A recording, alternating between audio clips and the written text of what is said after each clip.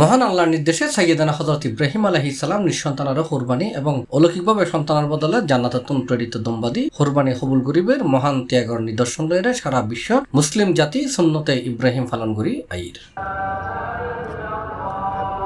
এই ধারাবাহিকতায় মধ্যপ্রাচ্যের দেশ কুয়েতের জাজিয়া পালিত পবিত্র ঈদুল আজহা স্থানীয় সময় ভোর 5:03 ঈদুর জামাত অনুষ্ঠিত। নামাজ শেষে বাঙালি হলে কয়েকজন মিলি পশু কুরবানির মধ্য দিয়ে চেষ্টা করছি ঈদুর আমেজ অনুভব করিবে।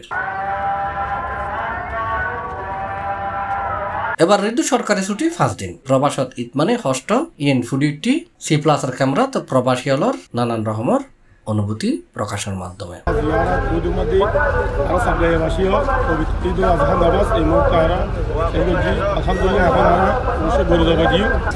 ঈদুল আজহার দিনে আমরা সবাই কুয়েতের পবিত্র বড় মসজিদ মসজিদে আমরা নামাজ পড়তে পারি এই জন্য মনে করেছি। নামাজ পড়ি বাইর হয় তো আমার ব্যাখ্যা দোয়া করিবেন ইনশাআল্লাহ মুবারক। সবথেকে বড় জামাত আর যে জায়গাটা আছে চিলিপাট সঙ্গে ইনশাআল্লাহ খুব ভালো রেখে দেখুন অনেক মানুষ হয়ে এদের ছুটিত প্রবাসী হলে কুয়েতের বিভিন্ন বিনোদন স্পট সাগর পার শপিং মলত ঘোরাফেরা পিকনিকের আয়োজন করার মধ্য দিয়ে চেষ্টা করে শত কষ্টের মাঝেও প্রবাসত কিঞ্চিত আনন্দ অনুভব করি ফেললাই, কিন্তু দেশের ঈদুর মতো আনন্দ পাওয়া যায়।